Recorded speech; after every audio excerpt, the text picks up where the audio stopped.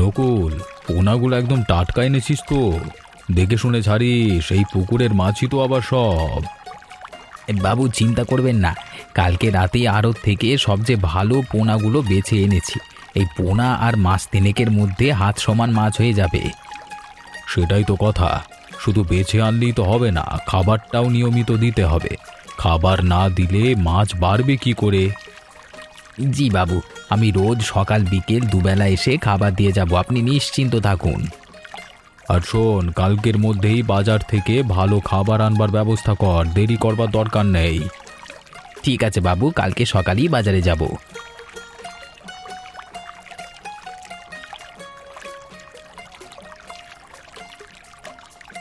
আকাশটা দেখেছিস নকুল, কেমন একটা থমথমে ভাব? রোদও যেন লুকিয়ে গেছে মেঘের আড়ালে। হ্যাঁ বাবু, আমিও খেয়াল করেছি, বাতাসেও একটা ভেজা ভেজা গন্ধ। বর্ষা এবার একটু আগে ভাগেই নামবে বলে মনে হচ্ছে। নামুক, তাতে অসুবিধে নেই। পুকুরের পাড় তো মজবুত করাই আছে, মাছ বেরিয়ে যাবার কোনো ভয় নেই। তবু বাবু, আমার মনে হয় পাড়ের একটা অংশ আর একটু উঁচু করে দিলে ভালো হতো। ওই দক্ষিণ কোণটা কিছুটা নিচু আছে। তুই দেখছি আজকাল পুকুর নিয়ে আমার চেয়েও বেশি চিন্তা করছিস নকুল। ভালো ভালো, এটাই তো চাই। বাবু, এই পুকুর তো শুধু আপনার সম্পত্তি না, আমারও তো এখানে বছরের পর বছরের শ্রম মিশে আছে, তাই একটু বেশিই মায়া লাগে। জানি রে, তোর মতো বিশ্বস্ত লোক পাশে থাকলে চিন্তা কম হয়। দেখছি আগে বৃষ্টিটা পুরো নামুক, তারপর লোক লাগিয়ে সব সারিয়ে নেব। এখন চল বাড়ি ফিরি। ঠিক আছে বাবু, চলুন। এই মেঘ দেখে মনে হচ্ছে আজকে রাতেই ভালো বৃষ্টি নামবে। নামুক নামুক, বৃষ্টি নামুক, ফসলের জন্য তো ভালোই হবে। শুধু পুকুরটা যেন ঠিক থাকে, এটাই আমার একমাত্র চিন্তা। চিন্তা করবেন না বাবু, আমি রোজ সকালে এসে পাটটা একবার করে দেখে যাব।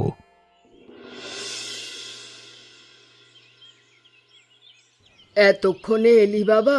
আমি তো দাঁড়িয়ে দাঁড়িয়ে পথের দিকে তাকিয়েছিলাম। আজ বাজারে কি কি পেলি দেখি? ঠাকুমা, চাল আর কিছু আলু পটল এনেছি।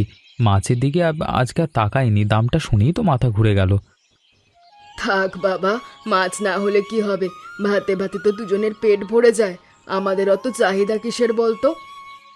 ঠিকই বলেছো ঠাকুমা, যা আছে তাতেই তো আমরা সুখী। শুধু শরীরটা ভালো থাকলে আমরা আর কিচ্ছু চাই না। তোর কথা শুনলে আমার মনটা ভরে যায় রে। চল, রান্নাটা বসিয়ে দি এখন। আমিও তোমাকে সাহায্য করি ঠাকুমা, তুমি বসো, আমি জল নিয়ে আসছি কলপার থেকে। না বাবা, তুই সারাটা দিন হেঁটে এসেছিস, একটু জিরিয়ে নে, আমি সব ঠিক করে নেব একা।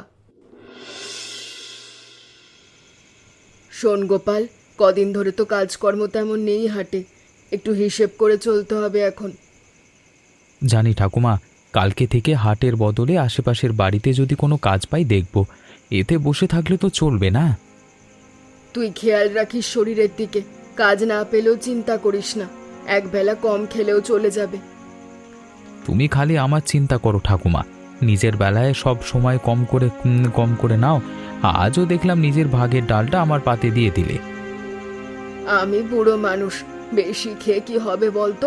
তুই যুবক ছেলে, তোর শক্তির দরকার আছে, আমার তো শুধু তোকে দেখেই পেট ভরে যায়। না ঠাকুমা, কালকে থেকে দুজনের সমান ভাগ করে খাবো, এটাই আমার শেষ কথা। তুমি অসুস্থ হয়ে পড়লে আমি কি করব বলো তো? তোর মতো নাতি পেয়ে আমি সত্যিই ভাগ্যবতী রে। তোর বাবা মা থাকলে আজ কত খুশি হতেন তোকে দেখে। তারা তো আমার মধ্যেই আছেন ঠাকুমা, তুমিই তো বলো এ কথা সব সময়। এখন খাও তো, ভাতটা ঠান্ডা হয়ে যাচ্ছে।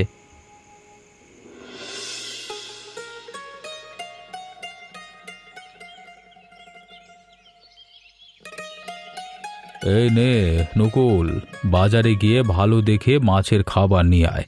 কম দামি কিছু আনিস না, মাছ ঠিক মতো বাড়বে না তাহলে।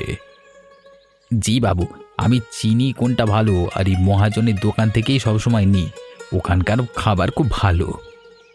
আর শোন, দেরি করিস নে, মেঘ জমেছে দেখছিস তো, বৃষ্টি নামবার আগেই ফিরে আয়, নইলে ভিজে যাবি।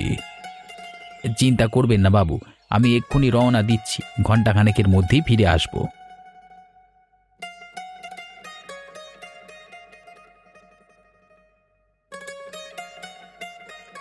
বাবু, দেখেন কেমন হুড়মুড় করে ওপরে উঠে আসছে খেতে। এবার মাছ সত্যিই তাড়াতাড়ি বড় হবে। এটাই তো চাই। এই পুকুরের মাছ দিয়েই তো এই গ্রামে আমার নাম, যত্নে কোনো কমতি রাখা যাবে না।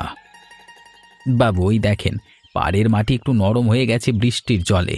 একবার লোক লাগিয়ে বাঁধিয়ে দিলে ভালো হয়, আমিও সেদিনও বলেছিলাম। হ্যাঁ দেখছি তো, কিন্তু এখন তাড়া নেই। বর্ষা পুরোপুরি নামুক, তারপর একসাথে সব সারিয়ে নেব। এখন খাবারটা ঠিক মতো দে। জি বাবু।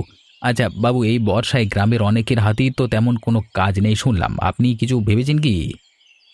সেসব নিয়ে ভাববার সময় কোথায় আমার নকুল? এখন পুকুরের দিকেই মন দিতে দে, বাকিটা পরে দেখা যাবে।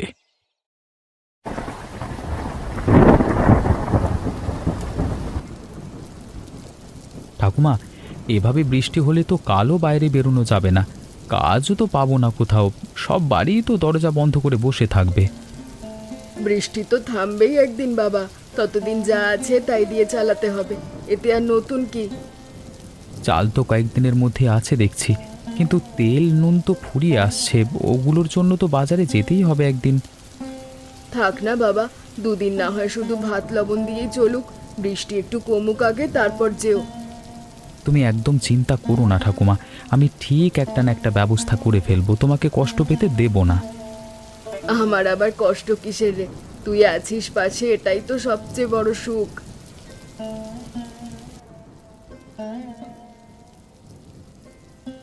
ঠাকুমা, এই চালে হয়তো 4 দিন চলে যাবে, তারপর কি করব বলো তো?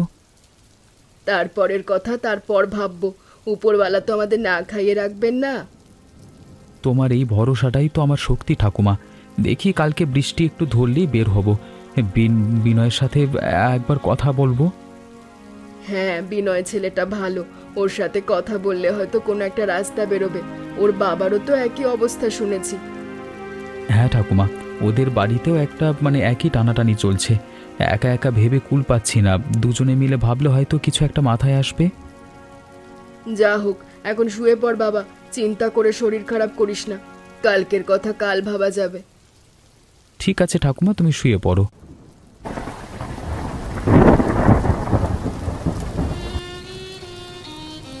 গোপাল, তোদের ওখানে ওইদিকে একই অবস্থা, এই বৃষ্টি থামার নাম নিচ্ছে না, 3 দিন হয়ে গেল টানা। ভিজে গেছিস তো একদম। হ্যাঁ রে, তোদের বাড়িতেও তো কাজকর্ম বন্ধ, তাই না? বন্ধ মানে একদম শুয়ে বসে দিন কাটছে তো, হাতে পয়সা নেই, বাইরে বেরোনোর উপায় নেই, বাবা রোজ চিন্তায় ঘুমাতে পারছে না। শুধু আমরা না রে, গ্রামের আরও অনেকেরই তো এই দশা এই বর্ষায়। কেউ কিছু বলছে না, কিন্তু সবার ঘরেই তো একই টানাটানি। ঠিক বলেছিস, বসে বসে চিন্তা করবার চেয়ে চল না একবার বাইরে দেখে আসি গ্রামের অবস্থাটা কেমন, কারোর কাছে কোনো খবর পাওয়া যায় কি না। হ্যাঁ, শুধু বসে থেকে কী লাভ? বেরোলে অন্তত মনটা একটু হালকা লাগবে, আর কারোর থেকে কোনো সাহায্য মিলতে পারে। চল দেখি হরিহর কাকার দোকানের দিকে গিয়ে, সেখানে গেলেই সব খবর পাওয়া যাবে। গ্রামের মানুষ সব ওখানেই জড়ো হয়। হ্যাঁ চল, ভিজে গেলেও ক্ষতি নেই, একটু হাঁটাহাঁটি হবে। ঘরে বসে থেকে থেকে গায়ে ব্যথা ধরে গেছে আমার। গোপাল, বিনয়, তোরা বেরিয়েছিস বৃষ্টিতে? আরে আমার তো ঘরে চাল বারণ, তো বুঝলি না, বাইরে যাব কিভাবে, তাও বেরিয়ে পড়লাম। কানাইদা, এই অবস্থা সবার, চলুন না হরিহর কাকার দোকানে গিয়ে বসি, একটু গরম চা খেলে মনটা হালকা হবে। চল, আমার এখন ঘরে আর বসে থাকতে ভালো লাগছে না, মনটা কেমন যেন দম বন্ধ হয়ে আসছে, বুঝলি? চলুন কানাইদা, একসাথেই যাই, 3 জনে মিলে গেলে অন্তত একটু কথা বলার সঙ্গী পাওয়া যাবে। কিরে গোপাল, বৃষ্টিতে বেরিয়েছিস কেন? বাড়িতে থাকলি তো পারতিস, ভিজে জ্বর বাঁধিয়ে বসবি তো।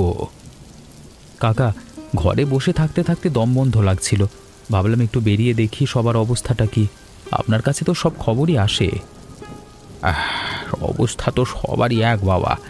এই বর্ষায় হাতে কাজ নেই, দোকানেও তেমন বিক্রি নেই, আমিও তো কোনো মতে চালাচ্ছি বয়সে। কাকা, আপনার তো অনেক বছরের অভিজ্ঞতা, কোনো উপায় নেই এই সময়টা পার করবার? আপনি তো অনেক কিছু দেখেছেন জীবনে। উপায় থাকলে তো বলতাম রে বাবা, এই সময়টা এমনই, সবাইকে একসাথে ভুগতে হয়। আমারও হাত পা বাঁধা, কি করবো বলতো? তাহলে তো কাকা শুধু বসে থেকে বৃষ্টি থামবার অপেক্ষা করা ছাড়া কোনো উপায় নেই। কি কষ্টে দিনকাল যাচ্ছে বাবা। হ্যাঁ রে, তবে ভরসা রাখিস, এমন দিন চিরকাল থাকে না, একটা না একটা রাস্তা ঠিক খুলে যায়। চাটা খেয়ে না এখন, যা।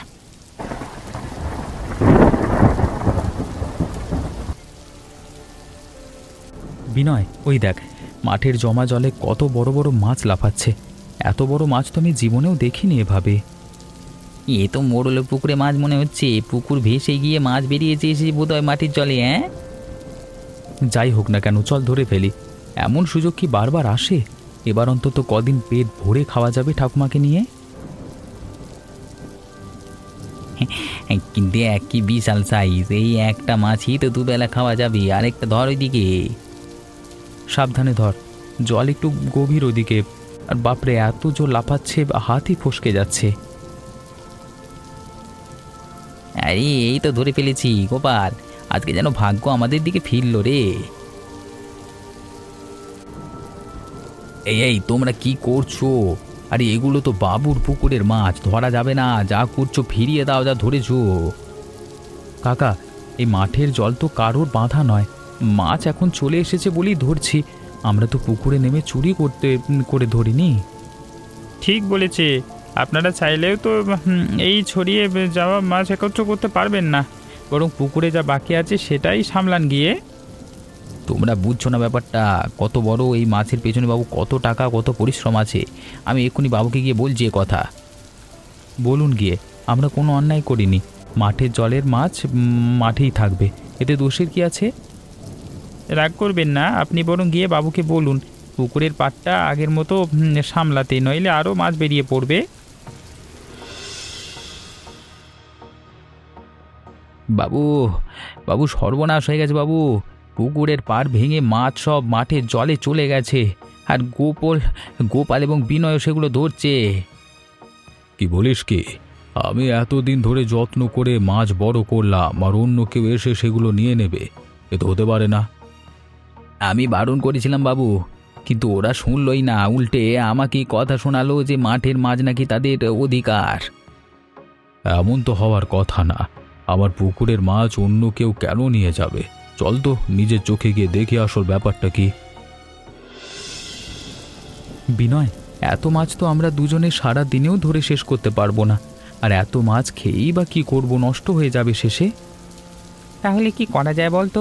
এভাবে সময় সব মাছ নষ্ট হয়ে গেলে তো খুব আফসোস ব্যাপার হয়ে যাবে। শোন, গ্রামের যাদের অবস্থা আমাদের মতোই, তাদের সবাইকে খবর দিই না কেন? হ্যাঁ, সবাই মিলে ধরলেও সময় কম লাগবে, সবার প্রয়োজনও মিটবে। দারুণ বুদ্ধি, এভাবে তো ভাবিনি। চল তুই ওদিকের বাড়িগুলোয় খবর দে, আমি এদিকটা দেখছি। হ্যাঁ, তাড়াতাড়ি করতে হবে, নইলে জল সরে গেলে মাছও চলে যাবে অন্যদিকে। ঠিক আছে, আমি হরিহর কাকাকেও খবর দিয়ে আসি, উনি জানলে আরও অনেককে ডেকে দেবেন। ভালো বুদ্ধি। যত বেশি লোক আসবে তত সবার ভাগ পড়বে বেশি। চল, দেরি করিস না। আচ্ছা, আমি হরিহর কাকার দোকানের দিক দিয়ে যাচ্ছি, তুই মধুদাদের বাড়ির দিকে যা, একটু পরেই মাঠে দেখা হবে, ঠিক আছে? চলুন বাবু, এই তো সামনে মাঠ। আরে নকুল, আমি বুঝতে পারছি না, এত বছর ধরে এই পুকুর সামলাচ্ছি, এমন তো কোনোদিন হয়নি। বাবু, এবারের বৃষ্টিটাই অন্যরকম। এত টানা বৃষ্টি গত কয়েক বছরে দেখিনি। পার ভাঙাটা তো স্বাভাবিকভাবেই বলা যায়। তাও দেখতে হবে ক্ষতিটা কতটা হয়েছে, আর কে কে মাছ নিয়ে গেছে সেটাও জানা দরকার। বাবু, ওই তো মাঠ দেখা যাচ্ছে।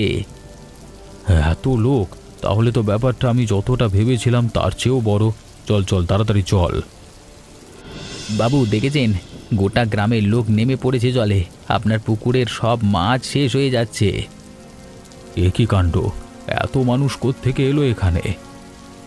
মোড়ল মশাই, আপনাকে আজকে যে কি বলে ধন্যবাদ জানাবো। এ বর্ষায় সবাই না খেয়ে দিন কাটাচ্ছিলাম, আজকে আপনার পুকুরের মাছই আমাদের ঘরে হাঁড়ি চড়বে। ঠিকই বলেছেন কাকা, আমরা তো ভেবেছিলাম মোড়ল মশাই রাগ করবেন, কিন্তু তিনি তো দেখি আজকে আমাদের ভগবান হয়ে এলেন। তোমরা মাছ ধরো, কোনো অসুবিধা নেই, যতটুকু পারো ধরে নাও। বাবু, আপনি হঠাৎ এমন বললেন যে আমি তো ভাবলাম আপনি। আরে নকুল, চল বাড়ি ফিরি, এখানে আর কথা বাড়িয়ে লাভ নেই, চল। মোড়ল মশাই, আপনার এই দয়ার কথা গ্রামের মানুষ কোনো দিন ভুলবে না। বাবু, একটা কথা জিজ্ঞেস করি, ওখানে গিয়ে আপনি রাগ না করে চুপচাপ চলে এলেন যে বড়? আমি তো এতদিন আপনাকে চিনি। হ্যাঁ, এমন তো আপনি করেন না। নকুল, হরিহরের মুখের কথাগুলো শুনে বুকের ভেতরটা কেমন মোচড় দিয়ে উঠল। আমার গ্রামের মানুষ এতদিন ধরে না খেয়ে কষ্ট করছে, আর আমি তার খবরই রাখিনি। কিন্তু বাবু, ওরা তো আপনার মাছ নিজেই থেকে নিয়ে গেল, কেউ তো আপনার অনুমতি নেয়নি। রাগ তো প্রথমে হয়েছিল, বিশ্বাস কর, কিন্তু ভেবে দেখলাম এই যে অজান্তে একটা উপকার হয়ে গেল, এতে ওদের মুখে যে হাসি দেখলাম সেটাই তো আসল প্রাপ্তি। আপনি তো এতদিন শুধু পুকুরের লাভ লোকসানের হিসেবই করেছেন বাবু, আজকে হঠাৎ এমন কথা কেন বলছেন? কারণ আজকে বুঝলাম নকুল, মোড়ল হয়ে আমার তো উচিত ছিল সবার খোঁজ রাখা। আমি সেটাই করিনি এতদিন, শুধু নিজের পুকুর নিজের ব্যবসায় দেখেছি। তাহলে বাবু, এখন কি করবেন ভাবছেন? নকুল, বৃষ্টিটা আজকে একটু কমেছে দেখছি, মেঘও পাতলা হয়ে আসছে। তুই এক কাজ কর, কিছুক্ষণ পর গ্রামের সবাইকে খবর দিয়ে আমার পুকুরের কাছে ডেকে আন। সবাইকে ডাকবো বাবু? কি বলবো ওদের, কি কথা বলবো? বলবি মোড়ল সবাইকে ডেকেছে পুকুর পাড়ে, বাকিটা আমি নিজে বলবো সেখানে গিয়ে। ঠিক আছে বাবু, আমি এক্ষুনি সবার বাড়ি গিয়ে খবর দিয়ে আসছি। এত বড় বড় মাছ কোথায় পেলি রে গোপাল? ঠাকুমা শোনো না, মোড়লের পুকুর ভেসে মাঠে মাছ চলে এসেছিল, আমরা সবাই মিলে ধরেছি। প্রথমে আমি আর বিনয়, পরে গ্রামের আরও অনেকে। উপরওয়ালা তাহলে আমাদের দিকে মুখ তুলে চাইলেন। কতদিন পর বাড়িতে মাছ রান্না হবে বলতো? আমার তো মনেও পড়ে না শেষ কবে খেয়েছি। হ্যাঁ ঠাকুমা, আজকে রাতে জমিয়ে মাছ ভাত খাবো দুজনে। তুমি রান্নাটা শুরু করো, আমি মাছ কেটে দিই। তা মোড়ল কিছু বলেননি? তার তো মাছ। প্রথমে নকুল কাকা এসে ঝামেলা করছিল ঠাকুমা, কিন্তু পরে শুনলাম মোড়ল নাকি নিজে এসেও কিছু বলেনি, চুপচাপ চলে গেছেন। তাই নাকি? মোড়ল মশাই তো শুনেছি বেশ কড়া মানুষ, আজ দেখি অন্যরকম আচরণ করলেন। হ্যাঁ ঠাকুমা, আমারও কেমন অবাক লাগছে ব্যাপারটা। যাকগে, এখন রান্নাটা সেরে ফেলি, খিদেও পেয়েছে খুব। শোন বাবা, শুধু আমরা কেন, গ্রামের যাদের যাদের একই অবস্থা তাদেরও একটু মনে রাখিস। একা একা খাওয়া ঠিক লাগে না আমার। রেখেছি ঠাকুমা, সবাই মিলেই তো ধরেছি, কারোর একার মাছ তো নয় এটা। এই তো আমার লক্ষ্মী নাতি। কি বলবেন মোড়ল মশাই, আজকে কি সবাইকে বকা দেবেন মাছ ধরবার জন্য? জানি রে, দেখি তো বোঝা যাচ্ছে না কিচ্ছু, চল দেখি কি হয়। আজকে সবাইকে ডেকেছি একটা কথা বলবার জন্য। বলুন মোড়ল মশাই, কি কথা? আমরা সবাই প্রস্তুত। এই পুকুরের মাছ নিয়ে তোমাদের উপর আমার রাগ হওয়ার কথা ছিল, কিন্তু আজকে বুঝলাম এ বর্ষায় তোমরা সবাই কতটা কষ্টে দিন কাটাচ্ছিলে, সে খবরই আমি রাখিনি। কি বলবো মোড়ল মশাই, আমরা তো না বলি মাছ, মানে ভুল হয়ে গেছে, ক্ষমা করবেন একটু। না না, দোষ তোমাদের নয়, দোষ আমার। মোড়ল হয়ে আমি এতদিন শুধু নিজের পুকুর আর নিজের লাভ বুঝেছি, গ্রামের মানুষের পেটের খবর বুঝিনি, বুঝলে? মোড়ল মশাই, এসব বলার দরকার নেই। আজ যা হয়েছে আমি তাতেই খুশি। আপনি নিজেকে দোষী ভাববেন না। আজকে আমি একটা সিদ্ধান্ত নিয়েছি, এই পুকুর আজকে থেকে শুধু আমার একার নয়, এ গ্রামের সবার। সেটা কিভাবে সম্ভব মোড়ল মশাই? এত বড় পুকুর, এতদিনের সম্পত্তি এভাবে হুট করে সবার হয়ে যাবে? পোনা আমি ছাড়বো, খাবারও আমিই দেব, আগের মতোই দেব, কিন্তু যখন যার প্রয়োজন হবে নিঃসংকোচে এসে এই পুকুর থেকে মাছ ধরে নিয়ে যাবে, কাউকে আর মাছ কিনে খেতে হবে না। বাবু, এতে তো আপনার লোকসান হয়ে যাবে অনেক, এতদিনের ব্যবসাটা তো বদলে যাবে এভাবে। লোকসান নয় নকুল, এটাই আসল লাভ। গ্রামের মানুষের মুখের হাসিটাই তো আমার সবচেয়ে বড় সম্পদ, সেটা আজকে বুঝলাম এতদিনে। মোড়ল মশাই জয় হোক, আজকে থেকেই পুকুর আমাদের সবার। মোড়ল মশাই, আপনার এই মন থাকতে আজকে বুঝলাম কেন আপনি এই গ্রামের মোড়ল। তাহলে দেরি কেন? সবাই মিলে আজকে থেকে পুকুরকে নিজের পুকুর ভাবো, যত্ন নেবে সবাই মিলে।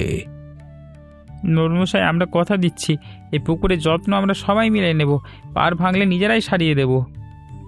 ঠাকুমা, দেখলে তো, ভয় পাওয়ার কিছুই ছিল না। আজকে থেকে আর কখনো তোমাকে মাছের জন্য চিন্তা করতে হবে না।